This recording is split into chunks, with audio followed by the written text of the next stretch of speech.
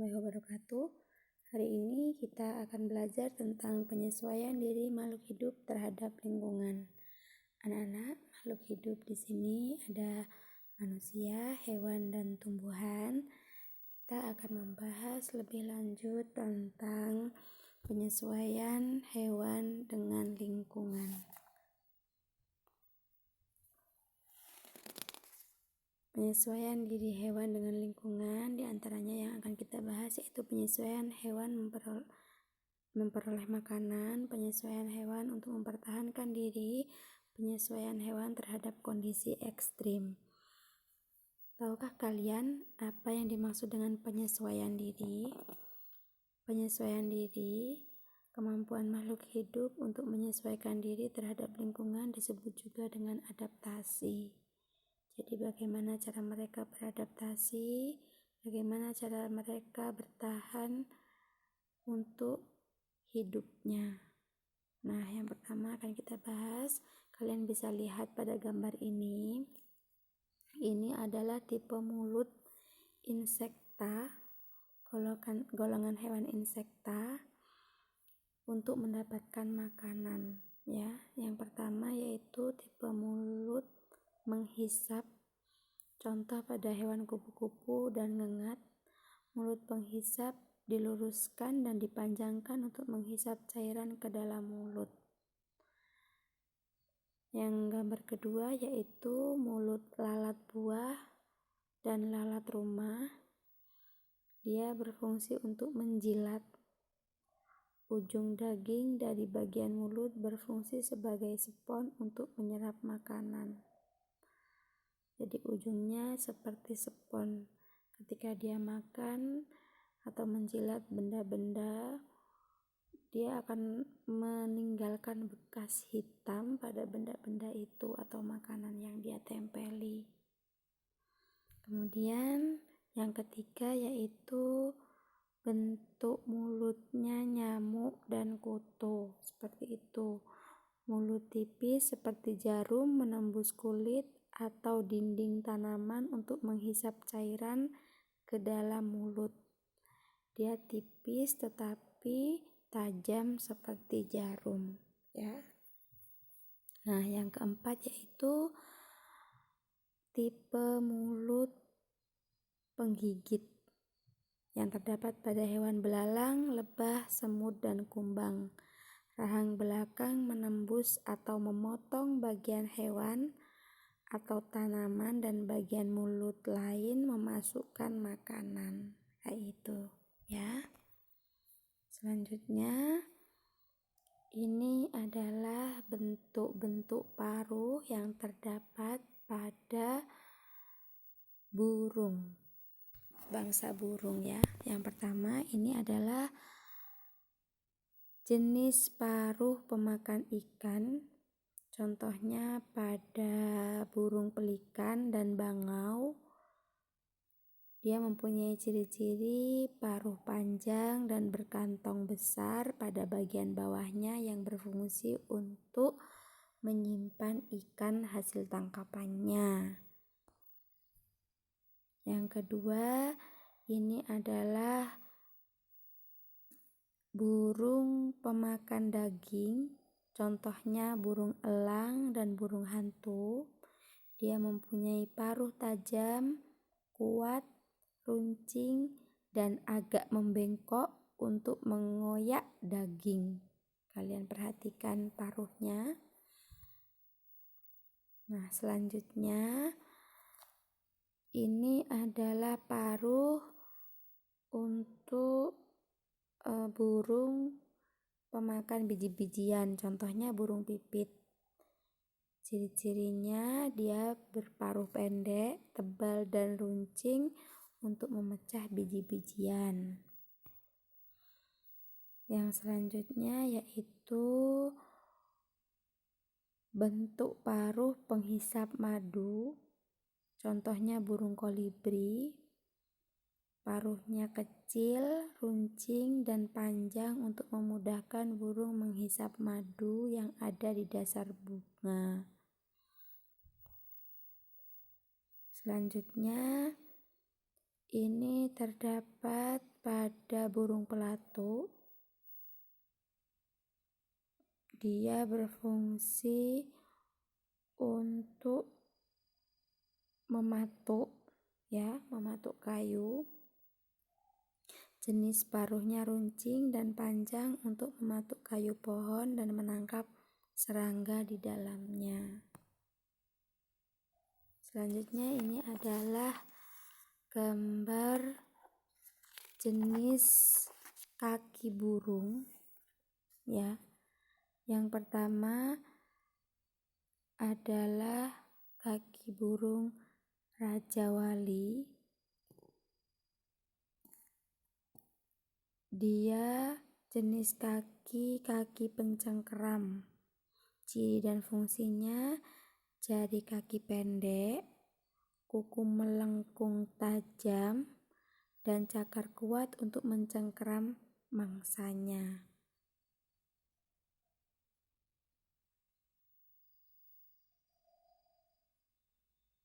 Sama dengan kaki elang juga seperti itu. Dia juga mempunyai jari kaki pendek, kuku melengkung tajam, dan cakar untuk mencengkeram mangsanya. Kemudian ada bentuk kaki ayam. Dia jenis kaki pengais, memiliki 3 jari menghadap ke depan dan 1 tumbuh ke belakang. Fungsi untuk mengais tanah dan mencari makanan.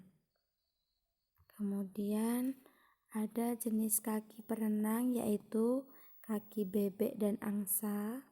Dia memiliki ciri selaput pada kaki yang berguna untuk berenang dan berjalan di lumpur. Kemudian ada jenis kaki burung pelatuk, yaitu berfungsi untuk memanjat. Cirinya terdiri atas 4 jari, 2 jari di depan dan 2 di belakang. Fungsinya untuk memudahkan saat memanjat.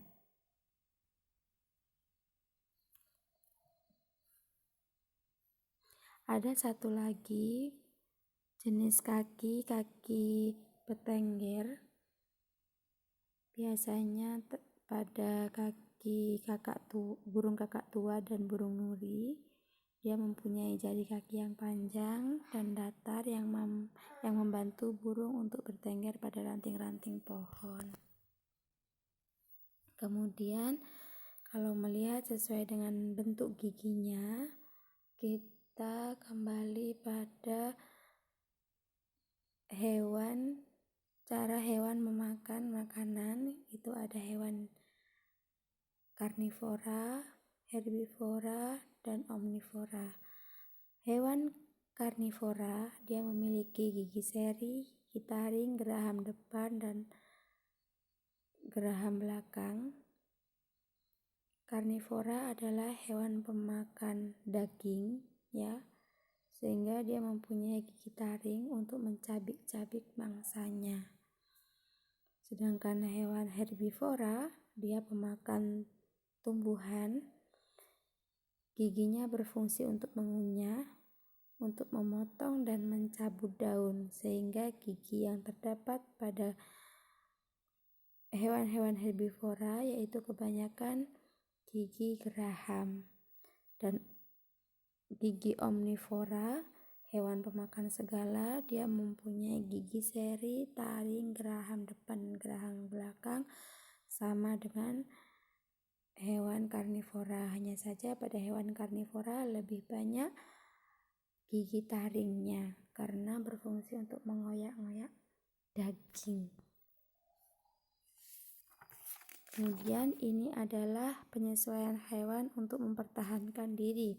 Bagaimana cara dia mempertahankan diri agar tidak dimangsa oleh mangsanya.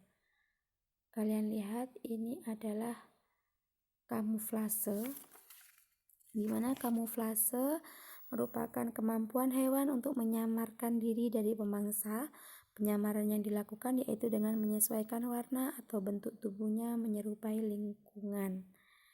Itu adalah gambar bunglon. Yang pertama dia menyamar seperti kayu, ya. Kemudian yang kedua dia menyamar seperti dedaunan. Mirip sekali dengan apa yang dia tempeli. Kemudian ini adalah mimikri, ya. Mimikri ini adalah suatu jenis makhluk hidup meniru bentuk fisik atau perilaku jenis makhluk hidup lainnya. Perbedaan hewan yang melakukan mimikri dengan yang melakukan kamuflase adalah hewan yang bermimikri tidak menyembunyikan diri dari pemangsa, tetapi terlihat lebih buas sehingga membuat pemangsa menjauh. Ini adalah gambar ulat yang menyerupai ular untuk melindungi diri dari pemangsanya. Tetapi ulat ini tidak ditemukan di Indonesia, dia berada di negara Amerika. Dia banyak di situ berjalan di taman-taman. Nah, ketika dia bertemu dengan mangsa, dia akan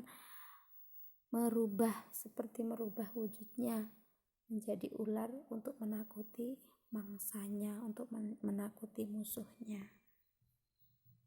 Kemudian autotomi, ini adalah hewan yang melakukan autotomi, yaitu kemampuan hewan untuk memutus bagian tubuhnya dan menumbuhkannya kembali. Contohnya terdapat pada kadal dan cicak, ya. Nah, ekor yang sudah terputus dia akan kembali seperti sedia kala secara perlahan melalui proses regenerasi namanya. Kemudian terdapat hewan yang mengeluarkan kelenjar bau. Ini yang sebelah kiri adalah gambar sigung. Ketika dia merasa terancam atau merasa ada pemangsa yang akan memangsanya, dia akan mengeluarkan bau yang sangat tajam yang keluar dari duburnya atau keluar dari alat pencernaan terakhirnya. Kemudian yang sebelah kanan itu adalah gambar walang sangit, ya, yang terdapat pada tanaman padi. Dia akan mengeluarkan bau ketika dia merasa terancam. Nah, ini adalah contoh hewan yang mengeluarkan bisa dan sengat, ular dan ubur-ubur untuk melindungi diri dari musuhnya. Kemudian ini adalah gambar hewan kumbang badak. Kalian perhatikan, dia bentuknya seperti badak, tetapi dia adalah kumbang. Dia akan berpura-pura mati untuk mengelabui musuhnya agar dia bisa bertahan hidup. Dan ada hewan yang menyesuaikan diri dengan kondisi ekstrim karena tempat tinggal mereka ada di situ. Contohnya seperti penguin, dia bertempat tinggal di kutub dengan kondisi yang ekstrim, yang sangat dingin sekali. Nah, penguin ini mempunyai timbunan lemak yang tebal di bawah kulitnya untuk menjaga tubuhnya tetap hangat di suhu yang dingin. Sedangkan unta ini adalah kebalikan dari hewan penguin.